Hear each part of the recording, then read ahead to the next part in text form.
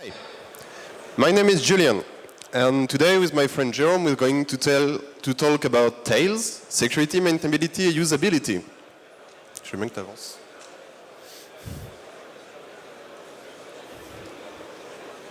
Encore un coup. Hein? So we are both French speakers, and we are going to try to do this talk in English because some friends of ours are in the room and they don't speak French at all. So bear with us. As said, my name is Julien. I'm working on Radar 2.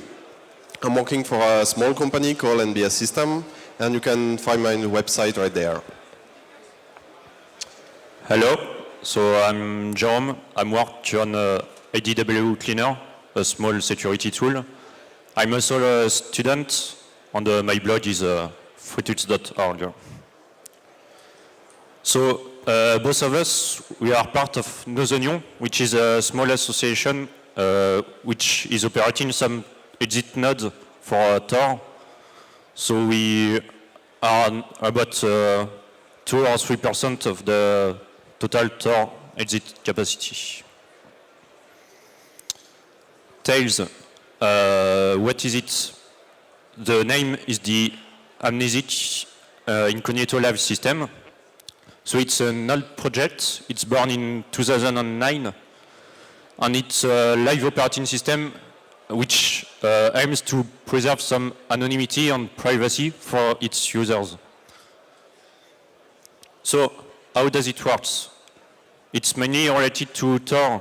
So every internet connection is processified through Tor, and nothing else can use the classical connection.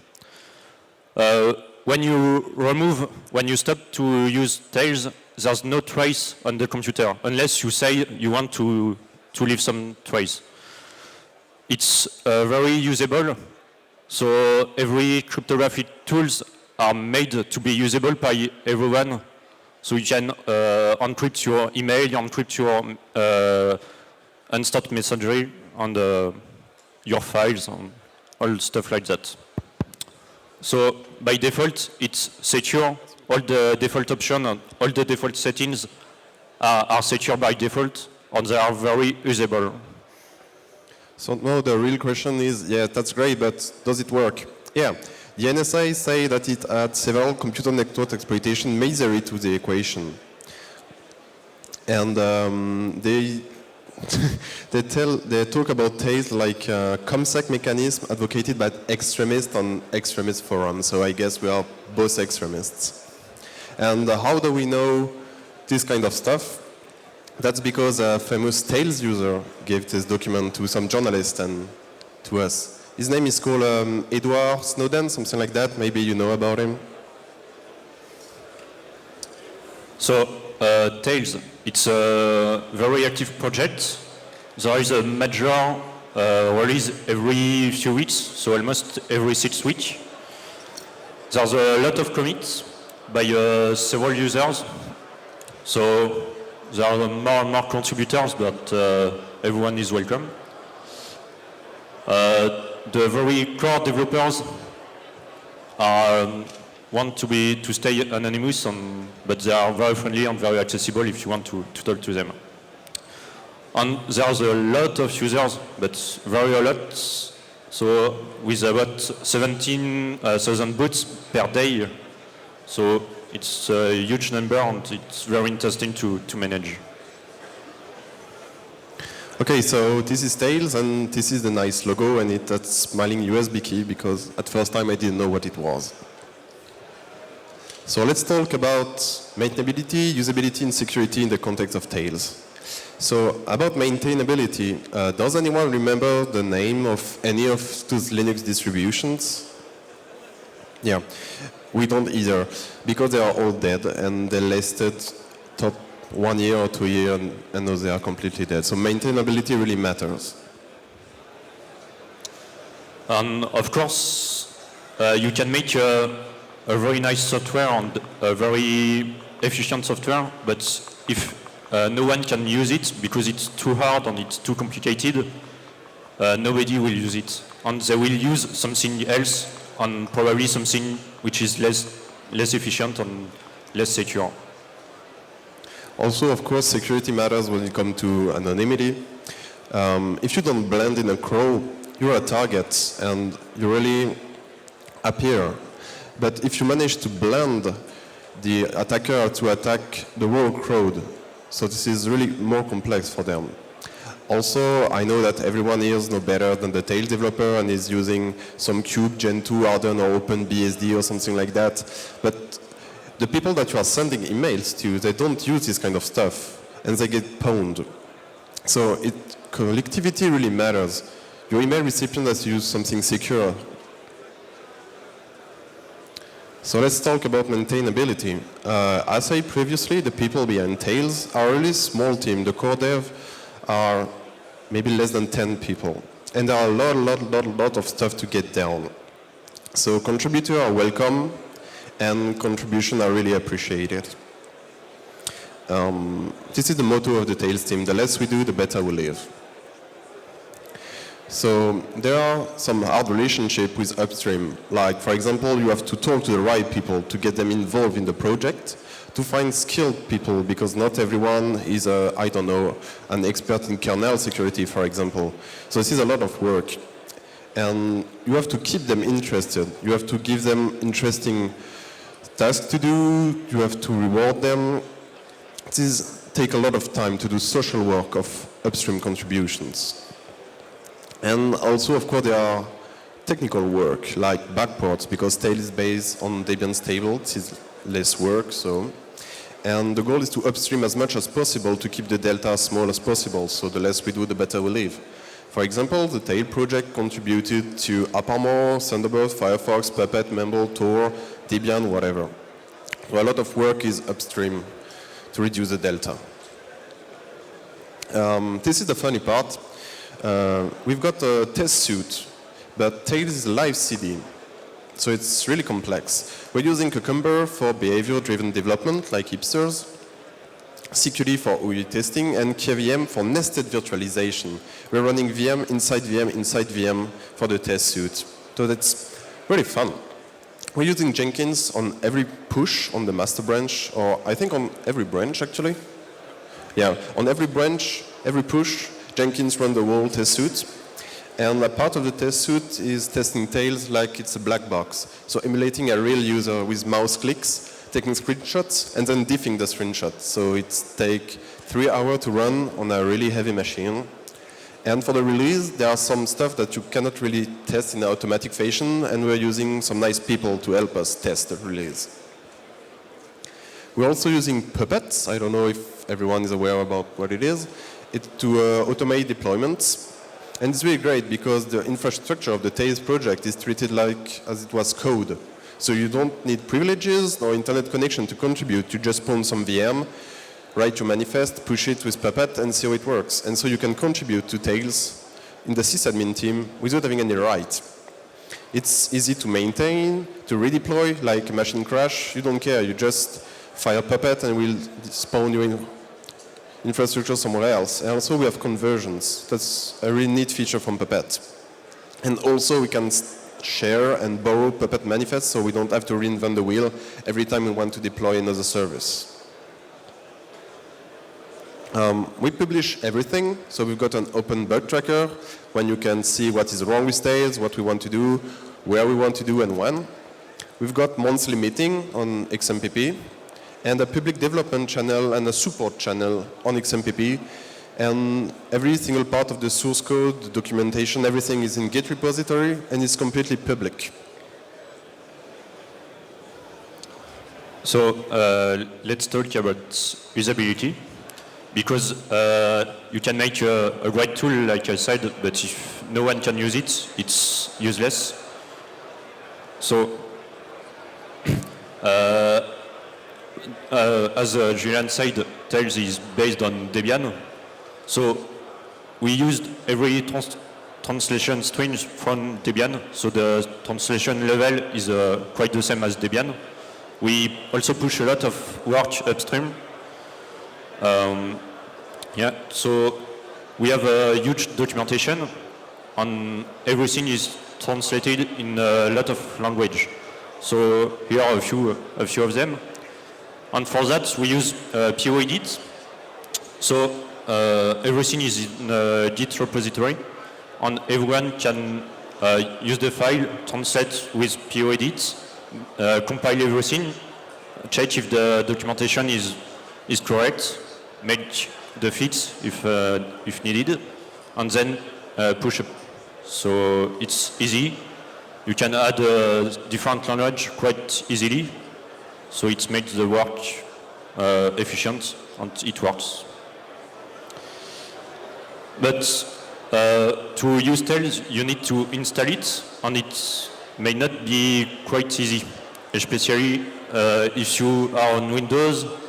If you need some encrypted partition, it can be very a nightmare. So for that, to make the life easier for every user, there's an installer, a magical installer. It makes everything easy. And as you can see, it's a simple GUI. You have 3 buttons. You can choose which option is better for you. So you can use already existing Tails USB key. You copy it, and you can have a second one. You can upgrade it. But everything is easy. You just have to click on a button, plug your key, and it's done. But okay, you can install it, but you also have to get some updates, and it's a tricky part because Tails is huge. At the beginning, it was the size of a CD, so it was you can install it on a CD and play it, but now it's almost 1 gigabyte, so it's too heavy for a CD. So you can't also download it each time because 1 gigabyte is very, very important, and not everyone has a fiber-powered internet connection. So a solution is to make incremental upgrades. It's also a tricky part because to make it quite secure, it's difficult. So for that, we use TUF, the upgrade framework, which is really well specified, and it explains almost everything you have to take care of, so to make your upgrade secure. We also use Tandy, which is used for the Tor browser's upgrades. So we use the same stuff that the Tor project does. And all of that brings an interesting threat model and challenge, because you have to take care of a lot of stuff like METM or things like that, and it's really a critical part, because if you share to your users some pulled updates, it won't work, and so it's difficult to share your users some upgrades. So it's really well specified, really well documented, and it works. And on the same topic, cryptography is hard. If you try to explain how to use GPG to some non-technical people, you can try, it's hard, and it's fun to look at them trying to use GPG. So to fix that, we developed an OpenGPG applet, which is really simple software to use GPG very easily. So for the installer before, you have to click on several buttons, and it's quite easy, and it works also. So everyone can use it, even if you don't know how GPG works, it works. And cryptography is also made to verify each update you made. So when Tails auto-updates itself, it checks if the downloaded files are correct, are signed, and are the files you expect to install and to apply to make the updates. So cryptography is very at every level of the live system. And finally, for the instant messaging in Pidgin, OTR is activated by default. So when you begin a conversation with your contact, the handshake is automatically beginning at the beginning of the conversation, and it's fully transparent. So every user will use OTR, and even if they don't know once again how it works, they will use it. So it's by default, and it's made their life easier. So finally, if your user can't use your software, it's useless. So the GUI part and the UX testing is very important. So for that, we use real users, we give them objectives, and we watch where they are blocking.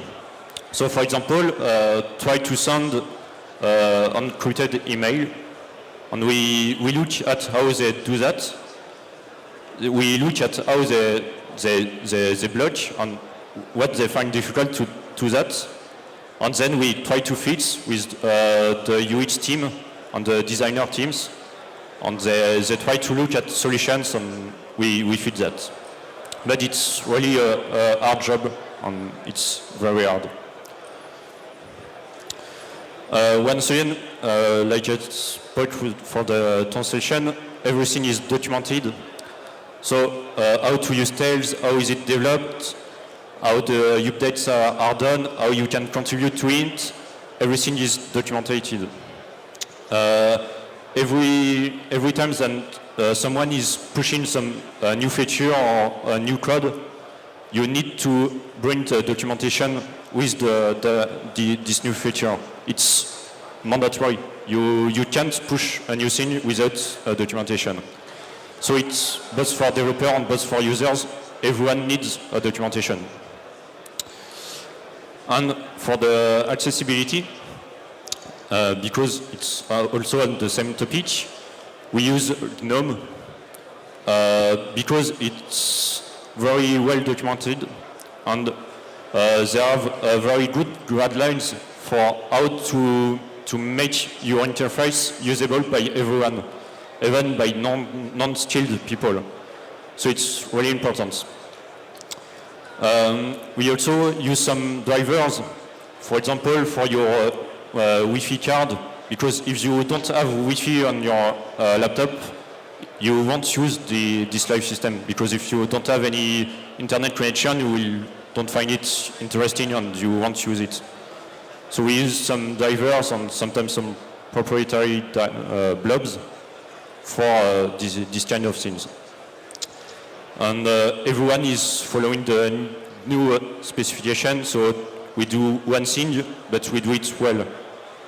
It's really important, and it makes the life easier. But once again, it's a very hard job, and it's really difficult to do it well.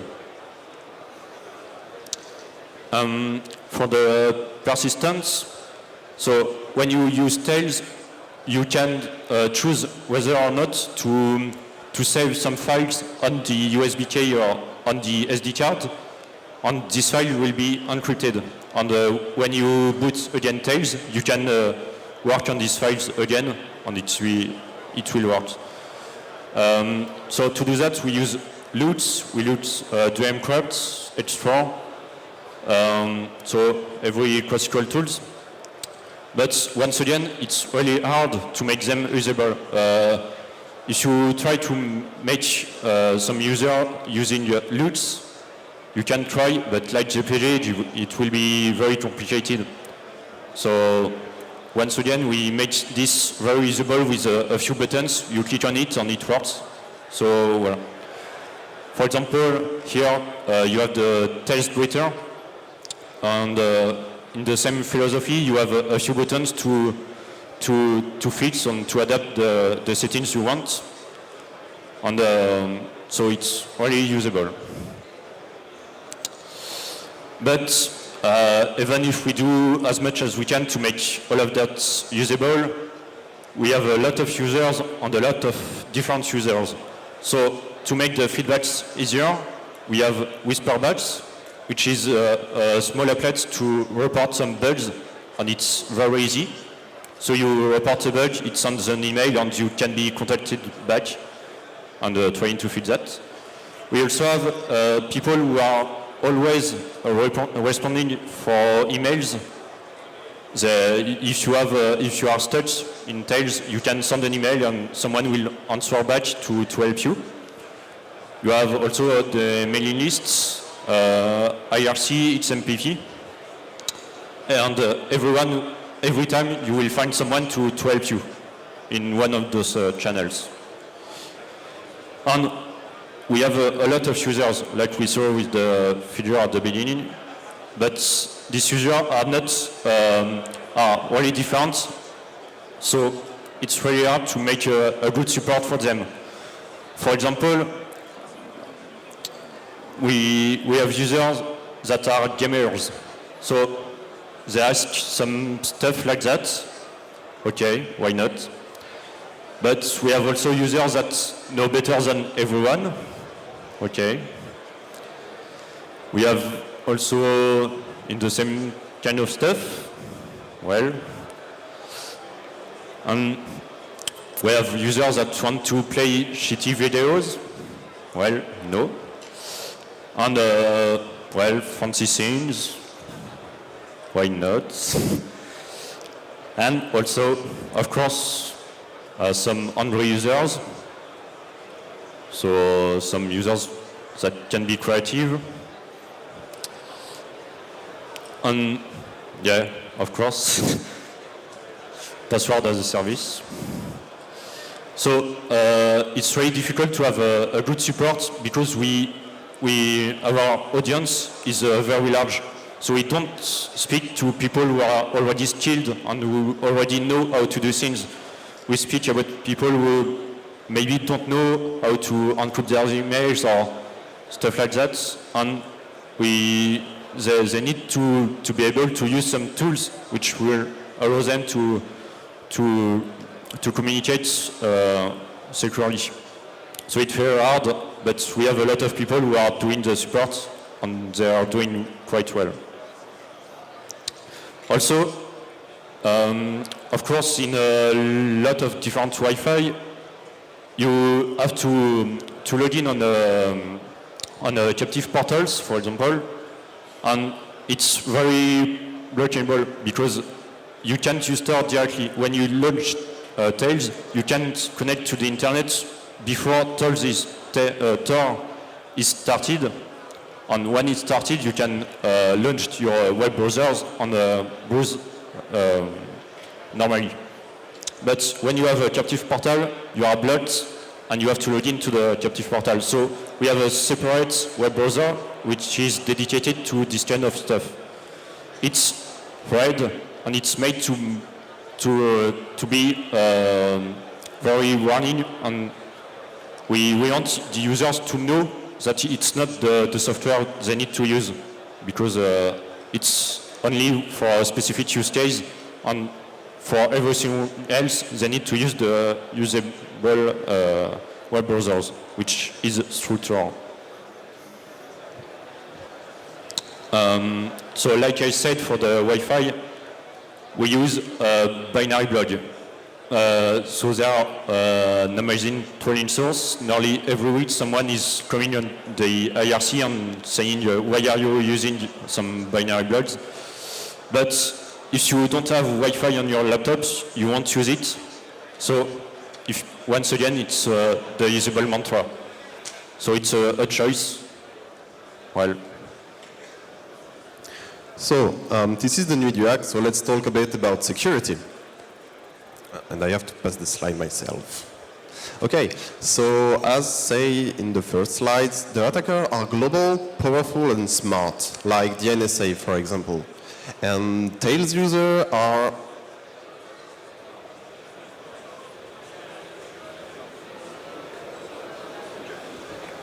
global, powerless, and, well, you've seen the quotes from the IRC.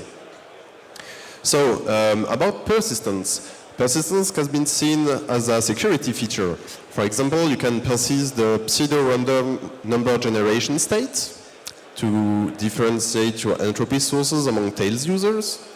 You can also persist Tor cache for a quicker startup, because when you boot Tails, Tor has to bootstrap. It's taking a lot of time, and users don't like to wait. Also, persisting bridges is a cool topic, but it's really non-trivial, because maybe you don't know about bridges. It's the first hop into the Tor network. And for example, if you connect to a malicious first hop, you're screwed. So by default, you are persisting when you are using the Tor browser bundle, for example, always using the same bridge to get into Tor. But do we want to do that in Tails too? Because this can be used to fingerprint a user. For example, if you go to another country and you're still using the same bridge, someone is monitoring the network and say, oh, this person is going to do the same bridge than the guy I'm monitoring. Maybe it's the same person. So we really need to think about this stuff, and if you have ideas, please come see me after. Also, we've got emergency release, because people like to drop exploits because it's fun and not only shitty XSS. Most of the time we synchronize with upstream. For example, when there is a big bug in Firefox, Firefox send an email to the Tor browser people and they mail us back. So we can synchronize, we can take some day off to prepare a release, for example, and releases are done in less than 1 day. This might seem a bit big, but this is a whole distribution, a whole ISO that is package, merge, test, publish on every single mirror. So it's quite impressive in my opinion. And the emergency releases are not really fun. Signature verification. GPG is really, really odd. Like, I'm quite sure that almost no one in this room knows how to download the key, establish a trespass, and then verify the ISO. It's really non-straightforward. But the releases are signed. Also, the question of key management is really fun, because the Tails developer are several people, and we manage the key in an interesting way. Because if a Tails developer laptop is compromised, Tails is not compromised. That's fun. Did I mention that GPG is hard? Yes, I did. So we have a browser add-on. You just install a Firefox add-on and we'll download and verify the Tails. This might seem a bit convoluted, but in fact, every single extension on the Firefox marketplace is signed by Mozilla. So it's a trust bootstrap process. We have trust issue. We don't trust many people, but we welcome contributors. So it's a bit tricky, because you come to contribute to Tails, okay, that's great, but I really don't trust you to do release, for example. That's why we're trying to do reproducible build. For software, it's non-trivial. Maybe you heard about the Debian project trying to do it, but it's really hard. And we're trying to do it for a whole ISO. So it's really, really complex. But the positive side is that I can make a release. You don't have to trust me, because you can download the sources, compile it yourself, and then compare the release. So you can create files, do release, and we don't have to trust you. That's really great. Security, AppArmor. Maybe some of you know AppArmor. It's a sandboxing stuff. No one knows how to write SC Linux rule, maybe except Red Hat. Tomoyo is not used, I guess. And every internet-facing service or binary in Tails has an AppArmor profile. So it's completely sandbox. And for example, if you manage to pop a shell in my Pidgin, this is not hard, you won't have access to my GPG key, for example. That's great. And as usual, almost everything is pushed upstream. Almost everything, because for example, I don't want Pidgin to access my audio card, for example, or my webcam. But maybe someone in Debian wants to, because we have different threat models. GR security, this is the running gag. Every time I say Tails, someone say, yeah, what about GR security? This is important. Yeah, no. More seriously, at the beginning, there were no GR security package in Debian. And then, yeah, the Tails are not kernel developer. They're trying to build an ISO. This is hard enough. You don't need them to learn how to package kernel, because Debian patched the kernel and then GR security patched the kernel. It's really complex. I know there is a cool guy named Corsac, a French guy, that is maintaining a GR security package in Debian. That's great.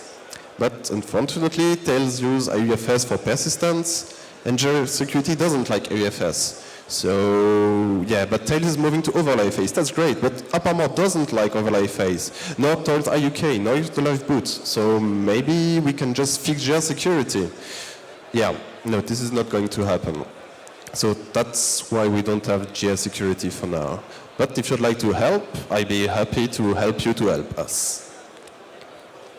Everyone is using Windows, for example, when you go to a library, or I don't know, some cyber cafe, or thing like that. And when you use Tails, you are a target because you don't blend in the crowd. That's why we have the nice Windows Store. It's really great. It's not available anymore, but it might come back at some point. And I think it's really fun and impressive because it really looks like you're using Windows instead of Tails. We also have some fancy in-house tools that cannot really be upstream, but we try to make them public so everyone can use them. For example, you've got your USB key plugged into your computer and the attacker is breaking the door and say, hands on your head, this is the police, blah, blah, blah. You just have to unplug the key and the memory from Tails will erase itself. Like you would boot another kernel that will write completely random value into the RAM. So this will prevent cold memory dump attack, for example. That's a fun feature. As I said previously, when you remove the key, Tails shut down. That's fun because you can have a wrist, band around your wrist and just type to your laptop, and when someone passes and tries to steal your laptop, the USB key will be disconnected and your laptop will shut down. We've got the metadata anonymization toolkit. You give it some photos or some document, and it will remove every single metadata. That's a great feature. We've got MAC spoofing, like I think iPhone are doing that. So when you connect to a network, it will take a fake MAC address. So when you come back to the network, you will get another one, and you won't be traceable in this network. In the Greeter, you can completely disable the network if you don't plan to use it. So no Wi-Fi, no Ethernet, thing like that. For air-gap network, air-gap laptop, it can be really useful. And also a lot of other goodies, but we're out of time, sorry. So this is already the conclusion of a talk. Everyone can use Tails. This is the ultimate goal, as said in the first slide. You can use Gentoo, you can use OpenBSD, CubeOS, or whatever you want. But in the end, what matters is that the other people that you are communicating with are using something secure.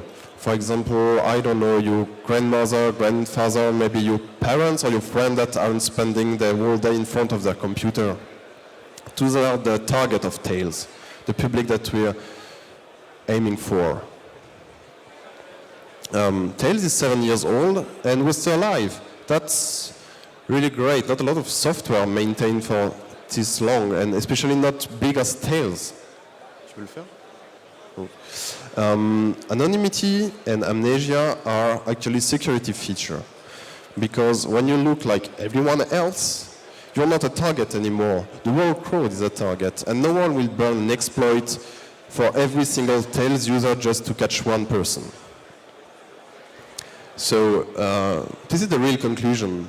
We've got security, maintainability, and usability. You don't have to choose. Thank you very much for bearing our completely broken English. And if you have some questions, we'll be happy to answer them, but please. Thank you very much.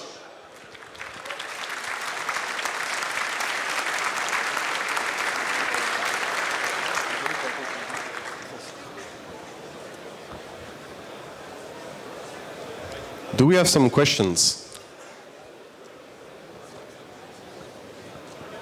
Yes, we have one over there.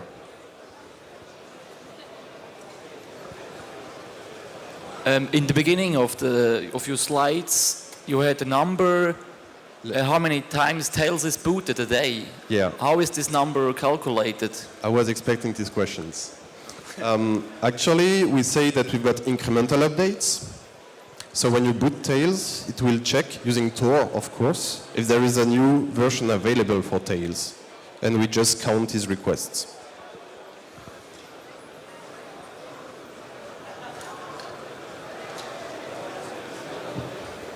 That's great. There is no question, so I guess we said everything. Perfect. Thank you very much. Thank you, guys.